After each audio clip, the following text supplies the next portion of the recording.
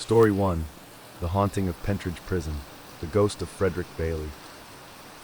Deeming Pentridge Prison, Australia, holds many dark secrets within its stone walls, but none more infamous than that of Frederick Bailey Deeming.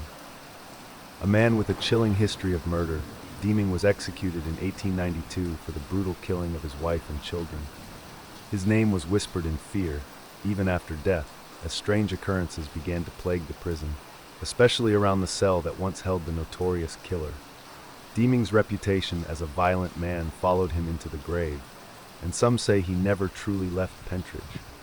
Prison guards and inmates alike reported unsettling phenomena near his former cell, as if his malevolent spirit still clung to the place where he was once confined. It was a shadowy corner of the prison, where the air always seemed colder, and the sense of dread was palpable. It was a bitterly cold night when Peter, a new guard at Pentridge, took his first patrol near the abandoned wing where Deeming had been housed. He had heard the stories, but dismissed them as superstitions shared among the older guards. As he walked down the dimly lit corridor, his footsteps echoed eerily off the cold, stone walls. The prison felt unnervingly still, as if the building itself was holding its breath. As Peter approached Deeming's cell, an icy chill swept through him, raising the hairs on the back of his neck. The heavy iron door stood slightly ajar, though it had been locked just hours earlier.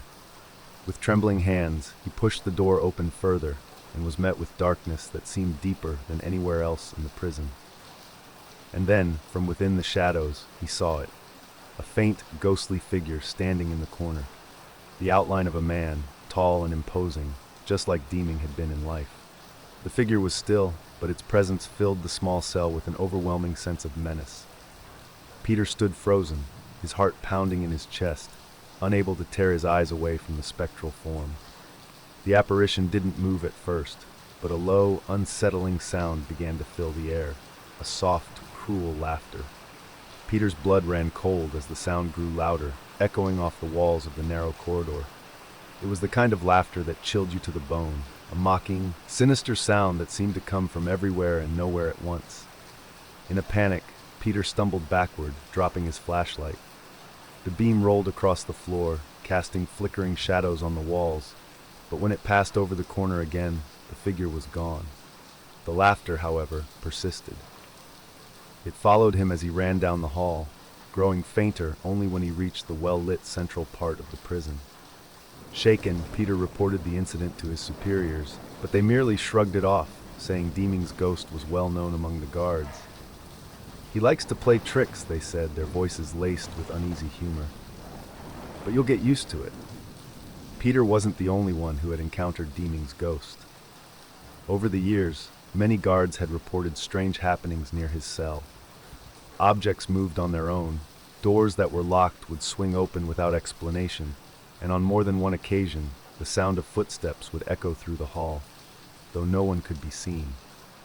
Some guards claimed they had seen the shadow of a man pacing the floor in Deeming's old cell, muttering unintelligible words. Others swore they had felt someone, or something, brush past them in the narrow corridor, though they had been alone. And always, there was that cold, mocking laughter, creeping out from the darkness when least expected. It wasn't just the guards who experienced the strange occurrences. Inmates who had been held near Deeming's former cell often complained of disturbing dreams and feelings of intense fear. Some claimed to have seen the ghostly figure of a man standing at the foot of their beds, watching them with cold, empty eyes. Others heard whispers in the night, words they couldn't quite make out, but they knew were meant for them. One night, long after Pentridge had closed its doors to prisoners, a group of paranormal investigators was granted access to the site. Drawn by the stories of Deeming's ghost, they ventured deep into the heart of the abandoned prison, determined to document evidence of the hauntings. The group set up their equipment near Deeming's cell, the very place where so many had reported sightings. As the night wore on, the temperature in the corridor dropped significantly, and a sense of unease settled over the group. They began to hear faint footsteps coming from down the hall, though they knew no one else was there. Suddenly, their cameras began to malfunction, lights flickering and equipment shorting out. And then, just as Peter had experienced years before, That familiar, sinister laughter echoed through the stone halls. It was louder this time, more pronounced, and accompanied by the unmistakable figure of a man standing in the corner of the cell. The figure stepped forward, his face still obscured by shadows, but his presence unmistakable. Frederick Bailey Deeming had returned. The investigators fled the prison that night, but they left behind their equipment, some of which continued recording. When they reviewed the footage later, they were shocked to find not just the laughter and footsteps, but a faint, distorted voice that repeated the same words over and over: "I'm still here." To this day, Pentridge Prison remains one of Australia's most haunted locations. Visitors claim to feel a heavy presence in Deeming's old cell, a malevolent force that refuses to leave. Some say they can still hear his laughter echoing through the empty halls, a reminder that even in death, the evil that Frederick Bailey Deeming embodied lingers on, trapped forever within the cold stone walls of Pentridge. And for those brave enough to visit, they might just find themselves face to face with the infamous killer's restless spirit, forever haunting the place he once called home.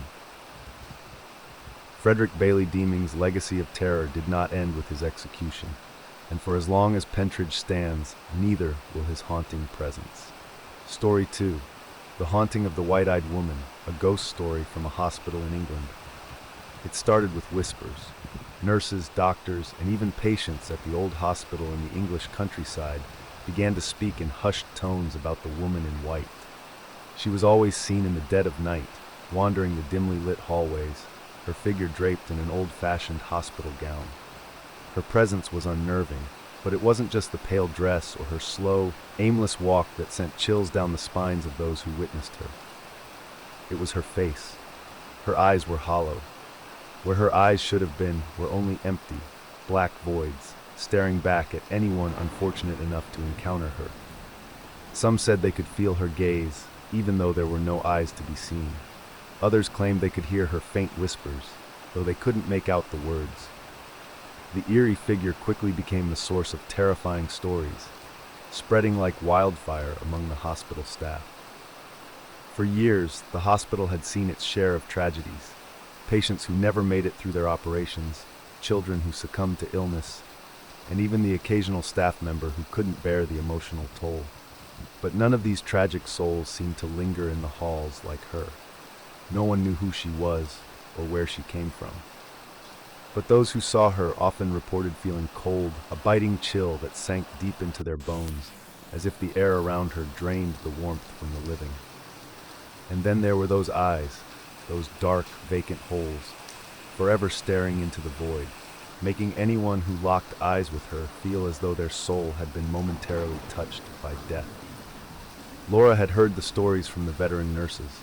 The white-eyed woman, as they called her, had been spotted mostly during the late-night shifts. It was always the same: the chilling presence, the slow, deliberate walk, and those hollow, haunting eyes.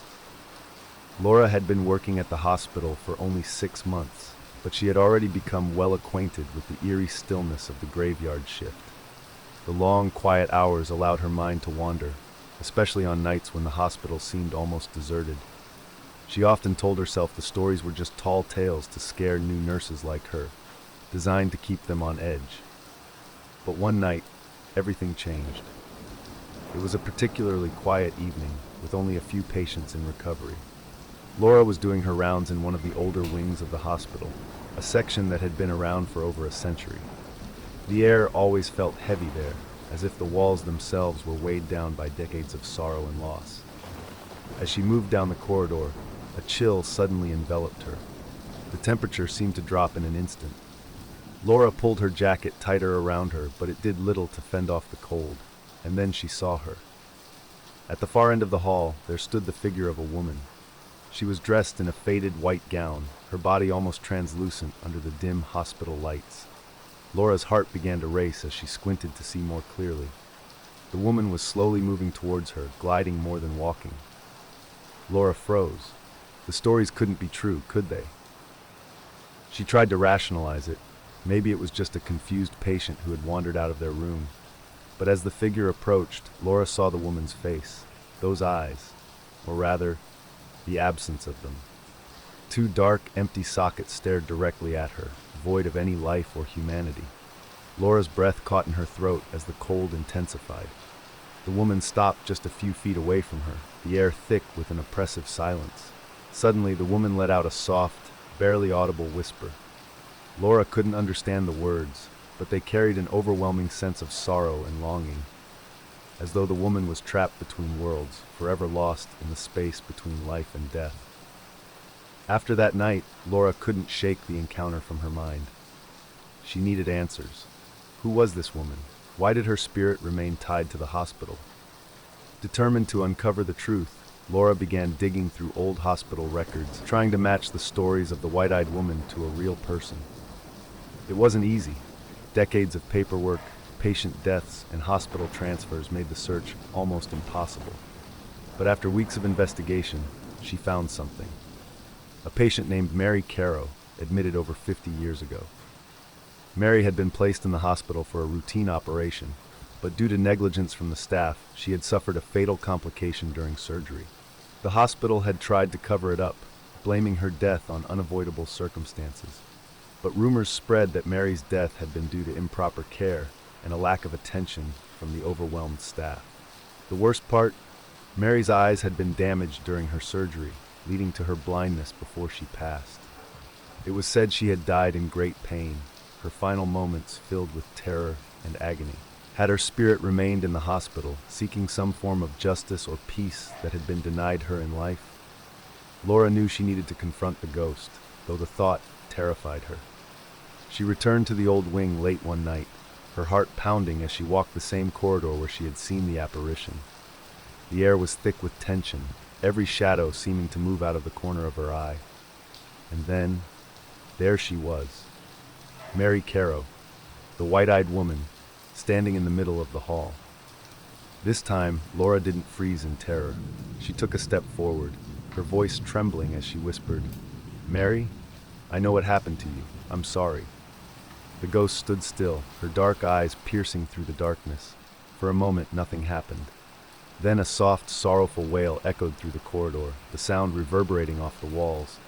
Laura closed her eyes, feeling the cold seep into her bones, but this time, it didn't feel as oppressive as before. When she opened her eyes again, the white-eyed woman was gone. The air felt lighter, as though a weight had been lifted from the hospital. Though Laura never saw the ghost again, the stories of the white-eyed woman didn't end. Some still claimed to see her wandering the halls, especially in the oldest parts of the hospital.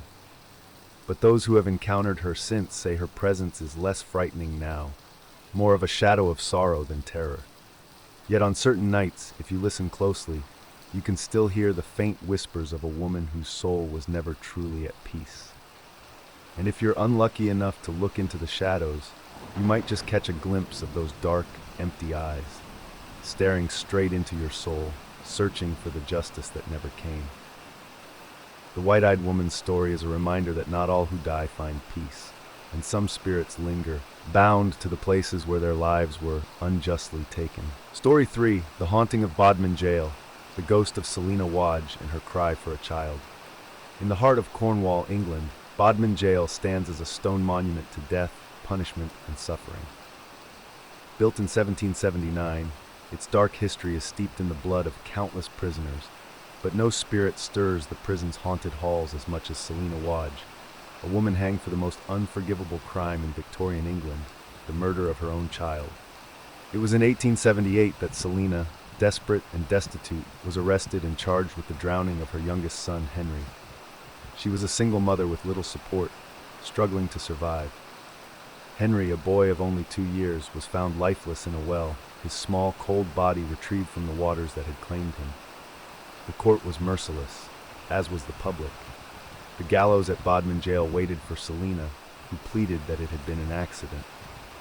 However, as the noose was placed around her neck, the true horror of her final moments began to unfold.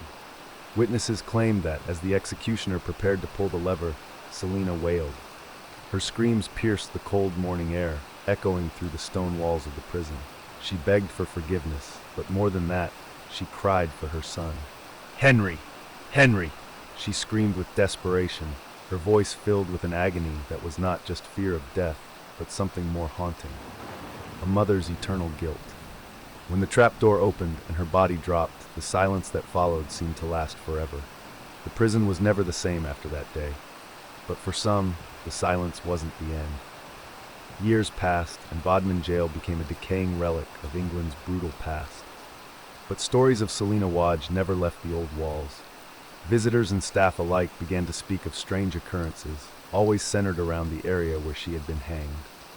It started innocently enough, faint weeping in the distance, often mistaken for the wind whistling through the ancient cracks in the stone. But as the years went by, the sounds became more distinct. The crying grew louder, closer, and unmistakably human. Those who ventured into Selina's execution chamber described an overwhelming sense of dread, as if a presence were lingering in the shadows, waiting. Some claimed to have seen her. Late at night, when the jail was empty and the only sounds were the soft creaks of the old building settling, she would appear. Always the same, a figure in a long, tattered dress, her face hidden by her disheveled hair, standing near the gallows where she took her last breath. But it was her voice that chilled to the bone. A soft, almost inaudible whisper at first, repeating the same heartbreaking words over and over. "Where is my son?" Visitors would find themselves paralyzed with fear, unable to move as the ghostly mother drifted closer. Her cries would grow louder, more frantic, as she searched desperately for her lost child, her hands reaching out into the dark. One summer night, a group of paranormal investigators decided to spend the night in Bodmin Jail, hoping to capture evidence of Selina's spirit. The atmosphere was thick with anticipation and fear as the team set up their cameras and recording equipment in the darkened corridors. Midnight struck, and the air grew unnaturally cold. As they ventured deeper into the prison, they approached the gallows. The silence was oppressive, as if the very air had been sucked out of the room. Then, from the shadows, it began. At first, it was soft, so soft that they barely noticed it. But then the sound grew louder, the unmistakable sobbing of a woman. It was a heart-wrenching cry, filled with despair, the kind of sound that makes your blood run cold. The investigators exchanged uneasy glances, but none dared to speak. They knew they were not alone. The temperature dropped even further, and suddenly one of their cameras caught something, a flicker of movement. A figure, barely visible, seemed to glide across the frame. The woman appeared just beyond the gallows, her hands outstretched, her face pale and streaked with tears. She was calling for her child. One of the investigators, overcome with emotion, reported feeling an immense wave of sadness, as though the ghost's grief was pouring into her very soul. The cries continued, growing louder, filling the entire room with an unbearable sense of loss. The team, terrified, made their way out of the execution chamber, but as they left, they heard one final cry echo behind them. "Henry." To this day, Bodmin Jail remains one of the most haunted places in England. Visitors continue to report strange phenomena, cold spots, disembodied voices, and above all, the mournful wail of Selina Wadj. It is said that her spirit cannot rest, forever searching for her son, trapped in the prison's stone walls for eternity. Those brave enough to enter the jail at night often leave shaken, claiming to have heard the same chilling words that have been whispered for over a century. "Where is my son?" Selina's story is one of tragedy, guilt, and eternal suffering. Whether she truly murdered her child or not, her spirit remains bound to Bodmin Jail, her cries a reminder of a mother's love twisted into endless sorrow. And as long as the prison stands, so too will the ghost of Selina Wadj, forever haunting the place where her life and her hope of redemption came to a bitter end. For anyone visiting Bodmin Jail, they should remember, the walls may be silent, but the echoes of the past are still very much alive. And if you listen closely in the dead of night, you might just hear a mother's desperate plea. "Henry, where are you?" Story 4. The Haunting in the ER, a tale from an American hospital. The emergency room at St. Joseph's Hospital was always a whirlwind of motion. Doctors racing against time, patients in agony, the cacophony of medical machines beeping their relentless rhythm. But that night it was different. Dr. Harper, a seasoned emergency physician, had just overseen the passing of a patient named Thomas Graham, a man in his late 60s who had succumbed to a massive heart attack despite all efforts to revive him. Thomas had no family by his side. His final moments were quiet, yet unsettling. Harper had been in the room, his stethoscope pressed to the man's chest as the flatline confirmed what everyone feared. There had been no fight, no panic, just a strange, heavy sigh from Mr. Graham, as though he had resigned himself to death but had something left unsaid. Harper remembered the look in his patient's eyes right before he slipped away. It was not fear, it was something else, a quiet desperation, a message, unspoken, hung between them in that sterile, dimly lit room. As Harper completed his paperwork, fatigue weighed on him, but so did a strange feeling he couldn't shake. Hospitals at night always had a certain eeriness, but tonight the air felt thick, oppressive even. Something lingered in the silence, something he couldn't quite place. Then, just as he was about to leave, the hospital's PA system came to life with a burst of static. Harper, accustomed to announcements at all hours, initially thought nothing of it. But as the static cleared, a voice emerged, soft, barely audible, but unmistakable. "Thank you, doctor." Harper froze. His breath caught in his throat. He knew that voice. It was Thomas Graham's. He turned slowly, his eyes scanning the empty room around him.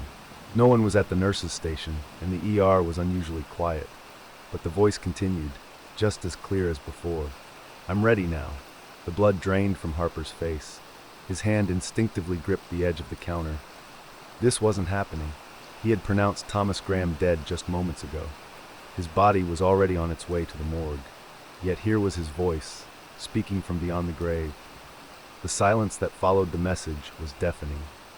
Nurses, once bustling with activity, stood frozen, their eyes wide with disbelief. They had heard it too. There was no mistaking that. The hospital intercom, controlled from a room down the hall, was broadcasting a dead man's voice. Harper swallowed hard and glanced toward the control room. He knew it was empty. No one had been in there. The voice should have been impossible, yet it had spoken with eerie clarity. The tension in the air thickened. Nurses whispered to one another, their faces pale. Some crossed themselves, others hurried past, avoiding eye contact, as if afraid that acknowledging the event would make it more real. Harper, unable to shake the unnerving sense of dread, walked toward the control room. His footsteps echoed down. As he stepped inside, the room was bathed in an unnatural stillness. The switchboard was untouched, and the microphone lay dormant, its red light off. There was no explanation for the voice. No one had spoken into this system. Suddenly, the lights flickered. A low hum filled the air, and the static returned. Harper's pulse quickened as he stood frozen in place, staring at the intercom speaker mounted on the ceiling. Then, through the white noise, came the voice again. "Don't leave me here." It was clearer now, more desperate. Harper's skin prickled with the unmistakable sensation of being watched. His heart pounded in his chest as he backed out of the room, the hair on the back of his neck standing on end. This couldn't be real. It had to be some sort of technical malfunction, a trick of the mind after a long, grueling shift. Yet the voice sounded too real, too alive to be a mere illusion. Determined to rationalize what he had heard, Harper made his way to the morgue. He told himself it was to check on the body, to ensure that everything was as it should be. But deep down, a gnawing feeling of dread urged him forward, as though something, some unseen force, was pulling him toward the cold, sterile depths of the hospital. The morgue was a place few wanted to visit, especially at night. Its walls lined with steel drawers always seemed to exude a bone-chilling cold, one that seeped into your very core. The overhead lights buzzed softly, casting long shadows across the tiled floor as Harper approached the body of Thomas Graham. The room was eerily quiet. Harper swallowed hard, pulling back the white sheet that covered Mr. Graham's lifeless form. There he lay, as peaceful as when Harper had last seen him, eyes closed, expression calm. But the temperature in the room seemed to drop further. Harper could feel it now, the unmistakable sensation of being watched. It was as if someone or something stood just behind him, breathing down his neck. Suddenly, a whisper cut through the silence. "I'm still here." Harper's blood ran cold. His hands trembled as he turned around, half expecting to see a figure standing behind him. But the room was empty. The morgue remained silent, save for the soft hum of the fluorescent lights. Yet the whisper had been real. He had heard it as clearly as the voice over the intercom. "Let me go!" The words were faint, almost a plea, but they were unmistakable. Harper's heart raced, and his breath came in shallow, panicked gasps. The air around him felt heavy, suffocating, as if the very walls of the morgue were closing in. The sensation of being watched intensified, growing stronger with each passing second. Then the lights flickered again. A low hum filled the room, followed by a soft, rhythmic tapping, like the sound of footsteps, slow, deliberate, coming closer. Harper staggered back, his mind racing. He had to leave. He had to get out of this room. His rational mind screamed that this was all impossible, that ghosts didn't exist. But deep down, he knew something was terribly wrong. There was a presence in this hospital, something tied to Mr. Rowell. Graham's death, something that wasn't ready to let go. He bolted from the morgue, his footsteps echoing loudly in the empty corridors. As he reached the elevator, the intercom crackled to life once more, this time louder, more insistent. "Don't forget me." Harper's heart pounded in his chest as the elevator doors slid open. He stepped inside, slamming his hand against the button for the ground floor. The doors closed with a soft hiss, cutting off the intercom's distorted voice. But even as the elevator descended, the sense of dread lingered. He could still hear the voice, faint and distant, but unmistakably present. "I'm ready now." Over the following weeks, strange occurrences continued to plague the hospital. Staff reported hearing whispers over the intercom late at night.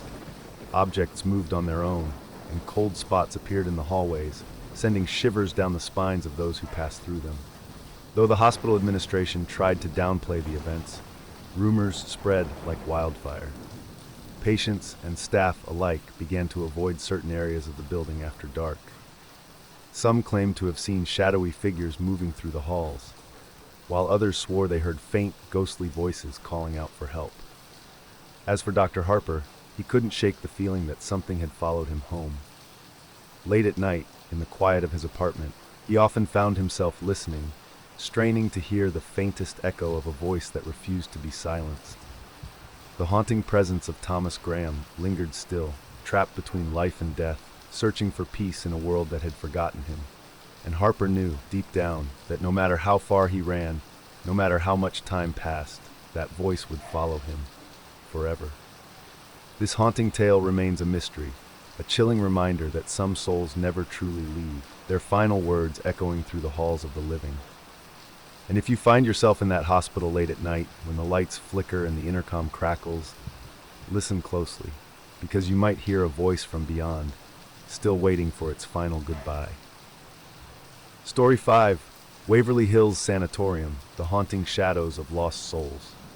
Perched atop a hill overlooking the decaying city of Louisville, Kentucky, the Waverly Hills Sanatorium is a fortress of misery, a towering relic of death and despair. Built in 1910 to treat patients suffering from tuberculosis, or the White Plague, it was once the final destination for those who had no hope. In its prime, thousands of people walked through its doors, but most left in body bags. Over 63,000 souls are said to have perished within its walls, their lives snuffed out by the relentless grip of the disease. At the height of the epidemic, doctors and nurses struggled to keep pace with the sheer number of deaths. Bodies piled up quicker than they could be removed, leading to the creation of what would become known as the death tunnel.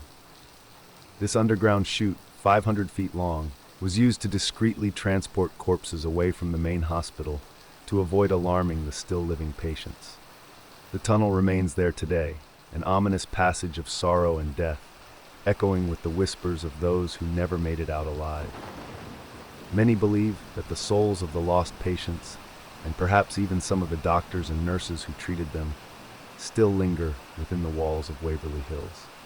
Their unfinished business and restless spirits are said to wander the dark hallways and rooms, trapped for eternity in the place of their suffering. The fourth floor of Waverly Hills is notorious among paranormal investigators and visitors alike.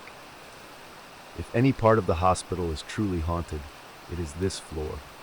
The staff has long reported feeling uneasy here, even in broad daylight. There's something oppressive in the air, something malevolent, as though the walls themselves are watching. Footsteps are frequently heard echoing down the corridors when no one else is present, and shadow figures dart between doorways, just visible out of the corner of your eye. One of the most disturbing stories from the fourth floor involves room 502. It is said that in 1928, a nurse was found hanging from a light fixture, her life tragically taken by her own hands. Rumors swirl that she had become pregnant by a doctor who refused to marry her, leading her to take the drastic and fatal step. Some say her spirit still haunts room 502, her figure sometimes seen by those brave enough to enter the room at night. But others claim she's not alone. Shadowy figures with no discernible features have been reported near the doorway, watching, waiting. Several paranormal teams have tried to capture evidence of the supernatural on the fourth floor. They've recorded chilling EVP, electronic voice phenomena, eerie voices that seem to come from nowhere. One team reported hearing the distinct sound of a woman sobbing, followed by a voice whispering, "Help me." Despite searching the entire floor, they found no one living who could have made the sound. The fifth floor solarium once served as a place where patients could sit in the sun, hoping the fresh air might provide some relief from the disease eating away at their lungs. Today, it's one of the most haunted parts of Waverly Hills. Visitors to the solarium have reported seeing apparitions of patients sitting or lying down, their gaunt faces twisted in pain, staring into nothingness as if still waiting for a cure that never came. Witnesses have often felt a cold hand brushing against their skin, though no one is near. Sometimes, the faint smell of disinfectant wafts through the air, reminiscent of the hospital's operational days, as if the spirits of the nurses and patients are trying to maintain a semblance of order, even in death. Disembodied coughing, loud enough to make any visitor pause, has also been reported, along with the unsettling sensation of being watched. On certain nights, people claim to see figures standing by the windows, silhouetted against the night sky. They watch silently, as if waiting for something, perhaps for the morning light that will never bring them peace. Perhaps the most terrifying phenomenon reported at Waverly Hills is the presence of shadow people. These dark, humanoid figures seem to have no clear form, yet they move with purpose. Many who visit Waverly claim to have seen these shadowy beings out of the corner of their eye, only for them to disappear the moment they turn to look directly. But some aren't so lucky. Some have faced these entities head-on. In the eerie silence of the abandoned halls, footsteps can sometimes be heard behind you, keeping pace with your own. And then, without warning, a dark figure will lunge from the shadows, racing down the hallway toward you before dissolving into nothingness. These encounters often leave people chilled to the bone, convinced they've come face to face with something from beyond the grave. One former caretaker who spent time at Waverly after it had been abandoned said he encountered these shadowy figures almost daily. He described seeing them darting through the hallways, standing in doorways, and watching from the shadows. It felt like they were always there, just out of sight, waiting for something or someone, he once remarked. The experience left him so rattled that he refused to return to the sanatorium. One of the more heart-wrenching hauntings at Waverly Hills is that of the children who died there. Tuberculosis did not discriminate, claiming the lives of both adults and children alike. Many believe that the spirits of these young patients still roam the hospital's dark halls, perhaps searching for the comfort they were denied in life. On the third floor, visitors have reported hearing the faint sound of children laughing and playing. Some have even claimed to see the ghostly figure of a young boy, known only as Timmy, rolling a ball down the hallway. Paranormal investigators have left balls in the hallway, and many times they've reported seeing the balls move on their own, as though an unseen hand were playing with them. The laughter, however, isn't always innocent. At times, it takes on a sinister tone, echoing through the abandoned corridors, making the hair on the back of visitors' necks stand on end. It's as if the children are stuck in an endless loop of sorrow, their joy twisted into something dark and malevolent by the countless years of suffering endured within those walls. Waverly Hills Sanatorium stands today as a testament to a darker time in medical history, a place where death was a constant companion and suffering was an everyday occurrence. The walls of this massive, decaying structure seem to hold the echoes of the past, refusing to let go of the souls that met their end within. Paranormal investigators, thrill seekers, and skeptics alike have walked its darkened halls, and many leave convinced that something otherworldly remains. Whether it's the tortured spirits of patients who died from tuberculosis, the restless nurses and doctors who cared for them, or the dark entities known as the Shadow People, one thing is certain: Waverly Hills is a place where the veil between life and death is paper thin, and the dead are never far away.